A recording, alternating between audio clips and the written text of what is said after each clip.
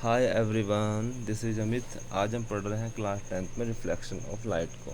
इससे पहले की वीडियो में हम लाइट को अच्छी तरीके से पढ़ चुके हैं। अगर आपने उस वीडियो को नहीं देखा है तो पहले उस वीडियो को जाकर एक बार ज़रूर देख लें। तो आइए अपने टॉपिक को स्टार्ट करते हैं। तो रिफ्लेक्शन ऑफ लाइट क्या होता है, आपको अगर सिंपल लैंग्वेज में समझाने की कोशिश करूँ, है ना। तो रिफ्लेक्शन ऑफ लाइट क्या होता है, मान लो कोई हमारे पास ये क्या है, मान लो हमारे को ये मिरर है, यानी प्लेन सरफेस है, और ये एक लाइट की आई, यानी लाइट की रे आई एक, है ना। और इससे क्या हो गई है, टकरा कर बाउंस बैक हो गई, यानी जिस मीडियम से आ रही थी उसी मीडियम में वापस चलेगी। तो ये पूरा इवेंट हुआ। इस इवेंट को ही हम क्या कहते हैं, रिफ्लेक्शन ऑफ लाइट। अब इसकी हम थोड़ी सी डेफिनेशन देख लेते हैं। तो डेफिनेशन क्या होती है रिफ्लेक्शन ऑफ लाइट की, when light falls on a highly polish surface like a mirror, most of light is send back into same medium, this process is called. यानी कि जब कोई लाइट रे किसी मीडियम में आकर टकराती है, टकरा कर वापस उसी मीडियम में चल जाती है ना। तो ये पूरा प्रोसेस क्या कहलाता है, रिफ्लेक्शन ऑफ लाइट कहलाता है। अगर हम इसको थोड़ा एग्जांपल देखें, जैसे कि लड़की है, अगर इसको अपनी इमेज देखनी है तो ये अपनी इमेज कैसे देख सकती है, ये अपनी इमेज रिफ्लेक्शन ऑफ लाइट की हेल्प से ही देख सकती है। यानी कि अगर हमें किसी भी चीज़ को देखना है तो उसमें रिफ्लेक्शन ऑफ लाइट का बहुत इंपॉर्टेंट रोल है। जैसे कि यहाँ पे मान लो कोई लाइट का सोर्स होगा जो आके इसके फेस पर टकरा रहा है, यानी कि रिफ्लेक्टेड होकर मिरर पर जा रहा है ना।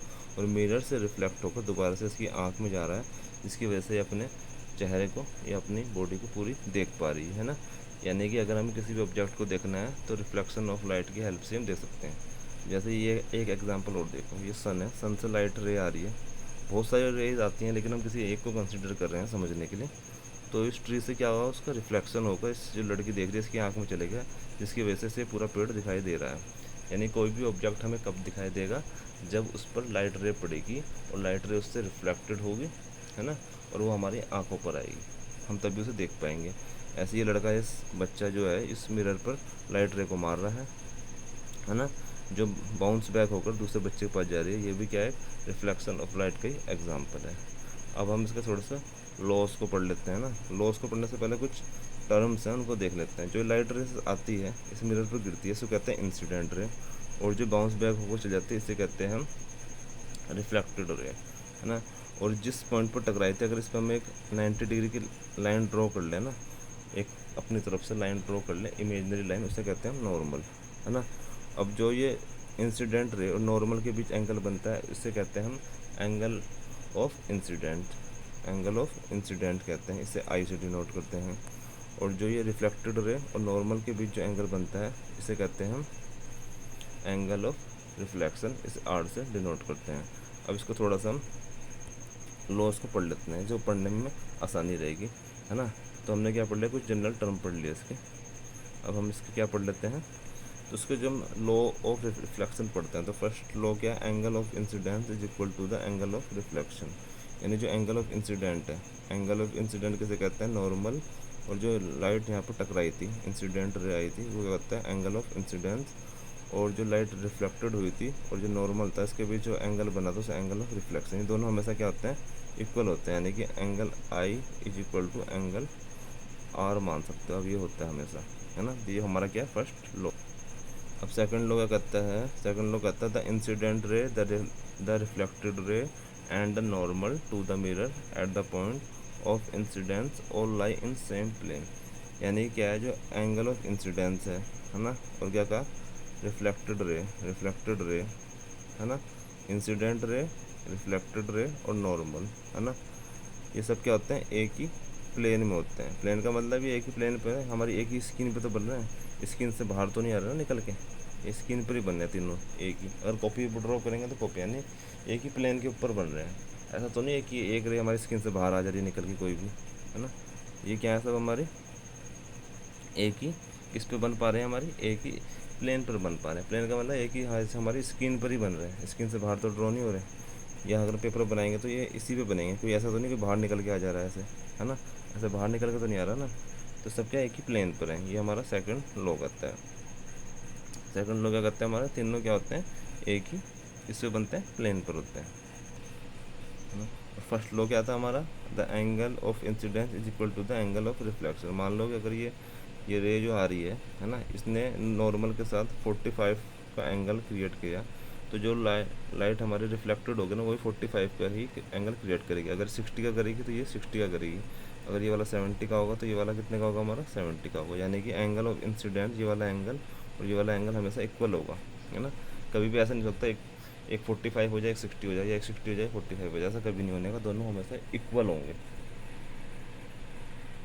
अब पढ़ते हैं टाइप्स ऑफ रिफ्लेक्शन, यानी रिफ्लेक्शन दो टाइप के होते हैं, एक तो हमारा रेगुलर रिफ्लेक्शन और सेकंड हमारा डिफ्यूज रिफ्लेक्शन। तो पहले पढ़ लेते हैं हम रेगुलर रिफ्लेक्शन को। क्या पढ़ लेते हैं पहले हम पढ़ लेते हैं रेगुलर रिफ्लेक्शन को। तो अब क्या पढ़ लेते हैं हम रेगुलर रिफ्लेक्शन को। The kind of reflection in which parallel incident rays the reflected rays are also parallel. मतलब कि ये जो रिफ्लेक्शन होता है ये एक स्मूथ सरफेस पर होता है, प्लेन जगह पर होता है ना, जैसे कि हम सकते हैं प्लेन मिरर हमारा, उस पर क्या होता है हमारा रेगुलर रिफ्लेक्शन होता है। जैसे कि लाइट रे आ रही है बहुत सारी, इस पर क्या हो रही है, इस पर टकरा रही है ना, और टकराने के बाद क्या रही, बाउंस बैक होकर जा रही है, तो यहाँ पर सब लाइन कैसी हैं, पैरेलल है। अगर ये सारी लाइन आपस में पैरेलल हो, यानी कि इंसिडेंट रे जितनी बैट सब आपस में पैरेलल तो है ही, और साथ में जो रिफ्लेक्टेड रे हो रही है भी सब आपस में क्या हो, एक दूसरे के पैरेलल हो, तो ये क्या होगा हमारा रेगुलर रिफ्लेक्शन का एक एग्जाम्पल होगा। रेगुलर रिफ्लेक्शन का एक एग्जाम्पल, तो जो ये हमारा एक रेगुलर रिफ्लेक्शन का एग्जाम्पल होगा, जिसमें जो हमारे रिफ्लेक्टेड रे होती हैं आपस में सब पैरेलल होती है, यानी कि ये जो रिफ्लेक्टेड हो रही टकराने के बाद सब आपस में पैरेलल हो, तो ये क्या होगा, तो ये सब क्या होगा हमारा रेगुलर रिफ्लेक्शन होगा। अब हम पढ़ लेते हैं रिफ्लेक्शन के सेकंड टाइप को, डिफ्यूज रिफ्लेक्शन। इसे हम इरेगुलर रिफ्लेक्शन भी कहते हैं, इसे हम इरेगुलर रिफ्लेक्शन भी कहते हैं। The kind of reflection in which for the parallel incident ray and reflected rays are not parallel. इसमें क्या होती है, हमारी जो इंसिडेंट रे होती हैं, है ना, और रिफ्लेक्टेड रे होती हैं, आपस में पैरेलल नहीं होती। जैसे कि इसमें जो हमारा सरफेस होगा, पहली बात तो प्लेन नहीं होगा, वैसे हमारा ऊबड़ खाबड़ मान सकते हो, यानी कि रफ सरफेस होगा। इसमें जो लाइन इंसिडेंट हुई हमारी, लाइट की रे आई, जब वो रिफ्लेक्टेड होगी, एक ऐसे चलेगी मान लो, दूसरी आई वो ऐसे रिफ्लेक्टेड होगी, यानी कि आपस में पैरेलल नहीं होंगी। जो रिफ्लेक्टेड रे होंगी हमारी वो आपस में पैरेलल नहीं होंगी। जैसे कि आप देख पा रहे हो, ये रिफ्लेक्टेड रे हैं, आपस में पैरेलल नहीं है, कोई इस तरफ जा रही है, कोई इस तरफ जा रही है टकराने के बाद, है ना, कोई ऐसे टकरा रही है, कोई ऐसे जा रही है, कोई ऐसे टकरा रही है, ऐसे जा रही है, यानी कुल मिला के आपस में पैरेलल नहीं है जो रिफ्लेक्टेड रे हैं। तो ये क्या होता है हमारा डिफ्यूज रिफ्लेक्शन का एक एग्जाम्पल है। तो आई होप आपको रिफ्लेक्शन का टॉपिक अच्छे से क्लियर हो गया हो। अगर आपको ये टॉपिक कुछ अच्छे से क्लियर नहीं हुआ गया तो प्लीज़ कमेंट में ज़रूर बताएं कि आपको क्या टॉपिक समझ में नहीं आया। अगर कोई टॉपिक समझ में ना आया हो तो प्लीज़ कमेंट में ज़रूर बताएं। एंड थैंक्स फॉर वॉचिंग, और प्लीज़ मेरे चैनल को सब्सक्राइब जरूर करें और वीडियो को शेयर जरूर। And thank you so much.